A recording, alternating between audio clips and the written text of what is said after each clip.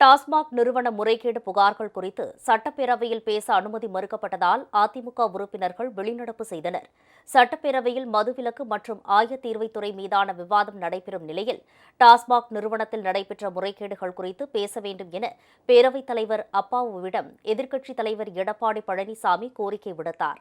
அதற்கு ஏற்கனவே அதிமுக உறுப்பினர்கள் இருவருக்கு விவாதத்தின் மீது பேச அனுமதி வழங்கப்பட்டுள்ள நிலையில் அவர்கள் மூலம் என்ன பேச வேண்டுமோ அதை பேசலாம் என பேரவைத் தலைவர் கூறினார். அப்போது எதிர்க்கட்சித் தலைவரை பேச அனுமதிக்க வேண்டும் என கூறி அதிமுக உறுப்பினர்கள் அமளியில் ஈடுபட்டதால் பேரவையில் கூச்சல் குழப்பம் ஏற்பட்டது. எனினும் பேச அனுமதி மறுக்கப்பட்டதால் சட்டப்பேரவையில் இருந்து அதிமுக உறுப்பினர்கள் வெளிநடப்பு செய்தனர்.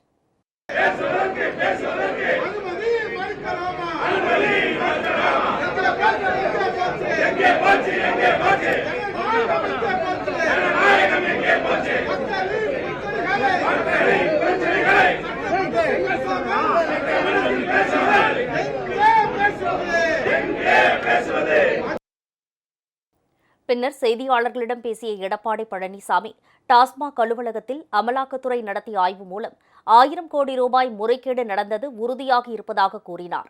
இதுகுறித்து பேச அரசு மறுப்பதாகவும் அவர் தெரிவித்தார்.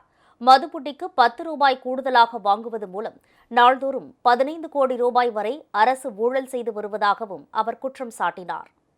இன்றைக்கு டாஸ்மாக் நிறுவனத்துக்கு உட்பட்ட மதுபான விற்பனை கடைகளில் ஒரு பாட்டிலுக்கு 10 ரூபாய் வாங்கிட்டு இருந்தாங்க. ஒரு நாளைக்கு 1.5 கோடி பாட்டில் விற்குது. அப்படின்னா ஒரு நாளைக்கு 15 கோடி ரூபாய் இந்த அரசு மதுபான கடையின் மூலமாக ஊழல் செய்து இன்றைக்கு பல்வேறு தரப்புக்கு போயிருக்கு. இந்த பணம் 30 நாளைக்கு 450 கோடி ஆகுது. ஒரு வருடத்திற்கு 5400 கோடி இந்த மதுக்கடை விற்பனை மூலமாக இந்த ஆட்சியில் 5400 கோடி ஊழல் புரிந்திருப்பதாக தெரிய வருகிறது. அமலாக்கத்துறையை கண்டு தமிழக அரசு நடுங்கிக் கொண்டிருப்பதாகவும் அவர் விமர்சித்தார். மக்கள் பிரச்சினைகள் குறித்து பேச எதிர்க்கட்சிக்கு சட்டப்பேரவைத் தலைவர் அப்பாவு அனுமதி மறுப்பது கண்டனத்துக்குரியது என்றும் எடப்பாடி பழனிசாமி தெரிவித்தார்.